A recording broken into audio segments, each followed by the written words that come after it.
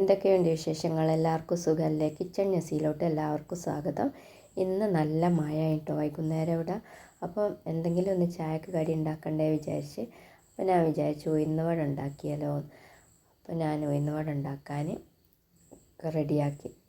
ഇന്നലെ ഉഴുന്ന് പൂത്തി വെച്ചിരുന്നു കേട്ടോ. അപ്പോൾ ഞാൻ വിചാരിച്ചു ഇന്ന് അത് എടുത്തുണ്ടാക്കട്ടെ.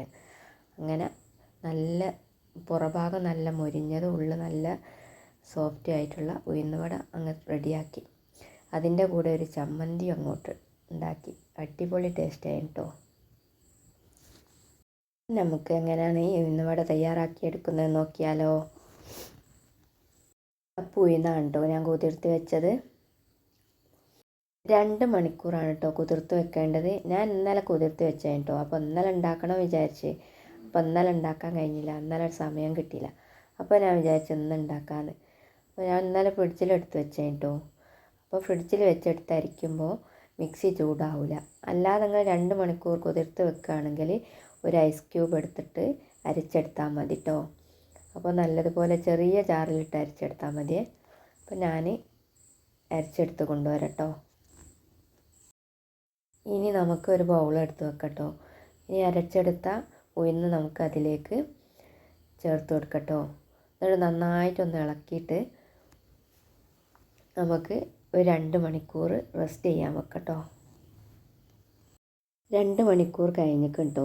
2 മണിക്കൂർ റെസ്റ്റൊക്കെ ചെയ്ത് കുട്ടപ്പനായി നിൽക്കുകയാണ് കേട്ടോ. ഇനി അതിലേക്ക് നമുക്ക് ചെറുതായിട്ട് അരിഞ്ഞിട്ടുള്ള ഒരു ചെറിയ കഷ്ണം ഇഞ്ചി, ഒരു സവാളയുടെ 1/4 ഭാഗം ചെറുതായിട്ട് അരിഞ്ഞത്, ഒരു പച്ചമുളക്, കുറച്ച് കരിവേപ്പില, കുറച്ച് കായത്തിൻ്റെ പൊടി, പാകത്തിന് ഉപ്പ് എന്നിവ ചേർത്ത് നമുക്ക് മിക്സ് ചെയ്തെടുക്കാം.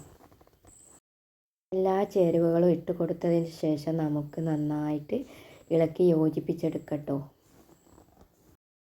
ഇനി നമുക്ക് എണ്ണ ചൂടായതിലിട്ട് ഉഴുന്നുവട പൊരിച്ചെടുക്കട്ടോ. ആദ്യം എണ്ണ ചൂടായിട്ട് നമുക്ക് മീഡിയം ഫ്ലെയിമിലിട്ട് പൊരിച്ചെടുക്കുക. എന്നാലേ ഉൾഭാഗം വേവുകയും പുറം ഭാഗം മൊരിഞ്ഞ് കിട്ടുകയുള്ളൂ. ആദ്യം നമുക്ക് ഒരു പാത്രത്തിൽ കുറച്ച് പച്ചവെള്ളം എടുത്ത് വെക്കട്ടോ. കൈ അതിൽ മുക്കിയതിന് ശേഷം നമുക്ക് മാവെടുത്ത് കൈയിൻ്റെ അടിയിൽ വെച്ച് നടുവിലോട്ട് ഹോൾസ് ഇട്ട് കൊടുത്ത് കഴിഞ്ഞ് നമുക്ക് എണ്ണയിലോട്ടിട്ട് കൊടുക്കട്ടോ. അങ്ങനെ നമ്മളെ വട ഓരോന്നായിട്ട് അതിൽ എണ്ണയിലിട്ട് നമുക്ക് പൊരിച്ചെടുക്കാം.